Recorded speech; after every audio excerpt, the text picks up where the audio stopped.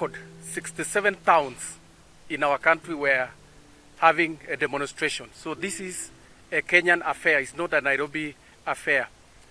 What concerned us is the government spokesperson spreading misinformation and disinformation. He is a former civil society comrade, and it's very unfortunate on the comments that he made on his X space by broadcasting that the protest was funded by external forces because of the president's comment at the G7 on the war between Russia and Ukraine. We've also seen the Secretary General of the UDA party making claims that the protests were funded by people who were against the finance bill because of taxation on imports, because of their business interests. Our verification and fact-checking, that did not concern the conversation at all. We call upon Kenyans to verify, stop and reflect any kind of the information that they come across in social media before they share anywhere in their spaces, because this is a time to reflect for the democratic space of our country, and Kenyans have digital rights.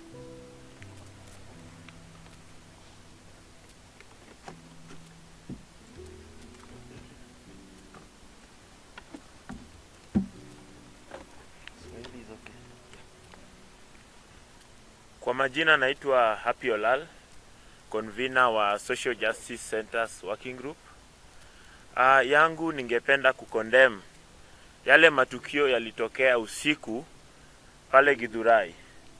Watu wanaelewa kwamba jana kulikuwa na ukosefu wa magari na ilibidi wale waandamaji na watu ambao hawaishi na karibu waweze kutembea hadi maeneo wanapoishi.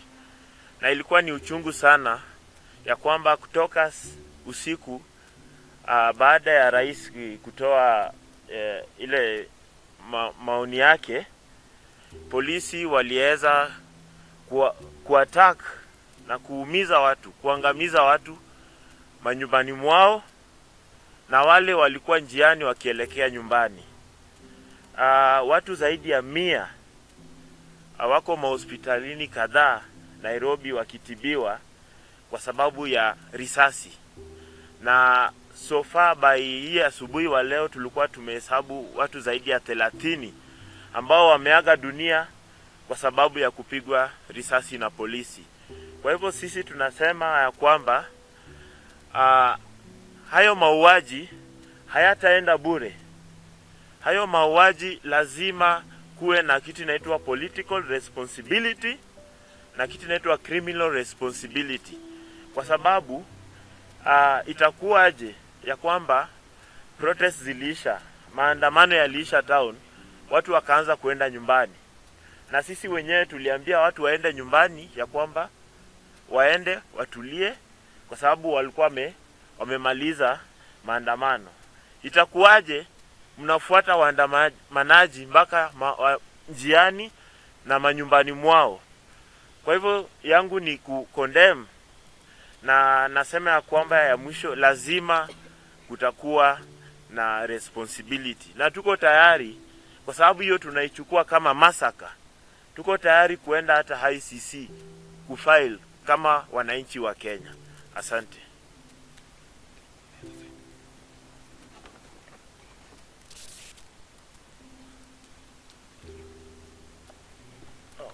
Good afternoon, members of the press. My name is Dr. Eboso. I'm a medical doctor, and I'm a participant in the ongoing protests by Gen Z and generally the young people of Kenya. I wish to speak specifically to the President's statement, which was issued yesterday, because unresponded to, then it creates a narrative that is wrong with regard to the protests. The President started by alluding to the sovereign power of the people and attempted to direct how the people will exercise that power. We wish to state that, or I wish to state that, whereas the Constitution directs that sovereign power will be exercised in accordance with the Constitution. The directive is to all those entities and institutions to whom the people's power has been delegated. The President cannot purport to be directing how the sovereign will exercise his own sovereignty.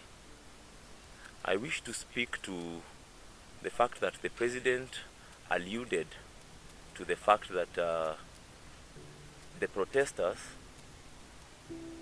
are treasonous criminals that are being funded by certain criminals.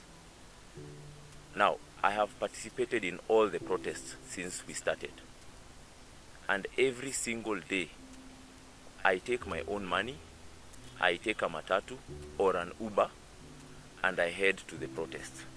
And that is the same as many other of my friends who have been participating in these protests. If there is funding that the President believes has taken place, the President can be sure we are not going for those protests because of the funding, wherever it may be coming from. We are going for these protests because it is very clear that the leaders that we elected are not representing us as far as the finance bill is concerned. We have a situation where entities and institutions to whom the people have delegated authority have assumed that this authority is inherent in them, that they can actually trade with this authority. We have an MP, we have information that from a group chat of MPs where they are discussing and saying how each of them was paid 3 million or 2 million in order to vote a certain way on the finance bill. And we are asking ourselves, how can you, a person whose vote is actually a delegated authority, be going to trade it for personal gain? And those are the things that we are angry about as citizens and as young people. And then you're making a decision that is going to affect me adversely. That is why I will spend my money or I will walk. I mean, yesterday, despite the cabinet secretary having assured us that the protests are allowed and that as long as they are peaceful, we were unable to get matatus to town because on Langata Road, I think there was a police blockade at Galleria. So we all had to alight and walk from Galleria to town. On Thika Road, there was a blockade at Allsops. On Mombasa Road, there was another blockade, and all the major roads leading to the city, trying to curtail the people reaching the city. But we still walked. And that should tell you that we are not getting paid. The number of people who come for those protests are so many. If there was funding and there was money being given to people, I don't even think this country would afford it. So no one is being paid to come for these protests. And if there is any intelligence that money exchanged hands, then someone must have lied to someone up there. But we, the protesters, or at least I and the people that I organized to come with me to the protest, we don't get any money for it. We are not funded for it. We are just angry that we can actually insist for the last 2 weeks that the finance bill needs to be reconsidered, and MPs whom we elected and who should be representing us can consistently neglect to hear what we are talking about, can consistently, or even as they behaved, they can just go ahead and disregard whatever is going on in the country. Protests all over the country, that is not something that any leader should overlook. You're having protests in Vihiga, you're having protests in Kisumu, in Kakamega, in Bungoma, in Nakuru, in numbers this nation has never seen. But those same elected representatives will use the vote that they are purporting to speak on behalf of those same people protesting. And that is what is making us angry. The President seemed to suggest that the protesters are criminals and that they are engaging in criminal activities, supposedly trying to justify the use of force against these protesters. I want to make it very clear. I have attended all the protests that have happened since the Gen Z protests started. It is we protesters that on the first day stopped other fellow protesters who perhaps because of what we have seen from prior protests in Kenya, those political protests that have been happening, where it degenerates into stone throwing and looting. We were the ones arresting looters. We were the ones arresting looters and taking them to the same police who are tear gassing us and telling the police that this person is trying to loot. We are the ones who are telling fellow protesters to stop throwing stones and provoking the police. And I must say that the police this time round, a majority of the police have actually exercised quite a lot of restraint and have conducted themselves very well. But there are those who, I don't know where they get the orders from, but they come and then they just start doing funny things and provoking the protesters. And a good example is the shooting that happened last Thursday. That this was at the end of the protests. The protesters were actually running away, making away. And you can see from the cameras, and we were able to identify who that police officer is. And that is how we are going to identify each and every police officer who is going to misconduct themselves. They just shot at the crowd, a crowd that is running away. You shoot live ammunition to them and kill someone. Yesterday, we've all seen the videos of the protesters who overwhelmed the police. And by the way, it is true, the protesters actually overwhelmed the police. But they did not overwhelm the police with violence or with arms. The videos we are seeing all over, the protesters, none of them was armed. None of them was armed. And we can see in the videos, police officer actually firing bullets at the armed protesters. We can see from the images, gory images of a protester with brains splattered all over the floor. What is this that would make someone aim, and that's not an AK-47 even, what would make you aim that kind of ammunition to the head of a protester who's not armed? How important is that parliament building or entry into that parliament building that it would cause you to not want to just maim, but to thoroughly and inhumanly kill these young people who are protesting. And that is what is making us very, very angry and very, very sad. Not one, there were two, for me I've seen two images of one whose head has been completely blown off the body by a bullet, and another whose brain is splattered on the ground. So who is this that was shooting this person? And what was the aim? Because this person is not armed. This is a 21-year-old. At most, this person will get into, and they did get into parliament, despite the shooting, and that should tell you that bullets are not going to stop anyone. So they indeed got into parliament. What did they do? They simply tore some papers here and there, broke some furniture. That is nothing compared to what really... So the last thing with regard to the issue of the protests and the killing is that these protests have remained peaceful, and I want you to bring out the numbers that out of these protests, only 2 police officers have been adversely involved. One lost his hands, and it's in the public domain.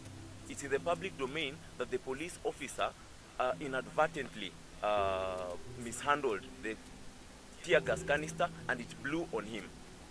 It's very unfortunate. We are very sorry for that, but it was not the protesters who caused that. The other one is a police officer who was killed yesterday, and we are very sad that this protest will lead to the death of a police officer. Up until yesterday, there was no police officer in Nairobi who had been killed as a result of this protest. This police officer who died was actually shot by a fellow police officer, accidentally. It was not by the hand of the protesters. So let's not create the narrative that these protesters are dangerous. They are not dangerous. There has been no complaint raised that the protesters in Nairobi actually looted any of these private entities. And in fact, it is these supermarkets that have been providing us with water, free. They've been providing protesters with water. They are the same ones who've been hiding us when tear gas ikizidi. Wanatuambia ingieni hapa kidogo itulie. So these protesters are not criminals. And let us face the truth. Let us face the real problem. The real problem is the finance bill. If that finance bill had been paused, if just yesterday the MPs had decided that we are going to put a halt, even a temporary halt, on the finance bill and listen to what these protesters are saying, we will not have what we are having. But you cannot employ arms to fight the people. And I want to finally talk to the security agencies directly. I want to talk to the military personnel. I want to talk to the police. These protesters are your sisters and your brothers. You know in your heart of hearts that these protesters are protesting for genuine things. You know that. Please do not be used to kill these protesters. If you must protect government property, that's fine, but do not kill. You're enough. I mean, you're capable enough to just hold off this. These people are not armed, and your tear gas has been working properly up to now. Why do you have to start using arms against these individuals? And we saw yesterday, after having after having sprayed bullets on these protesters, one of the policemen who had been an ununiformed policeman and had been among the ones shooting these protesters, later found out that his brother is actually one of the guys who had been shot. So I'm talking to the military, I'm talking to the police personnel. You all work for the people of Kenya. Please do not be used for political reasons and then you actually go on and commit very atrocious crimes against the very people who pay your salaries.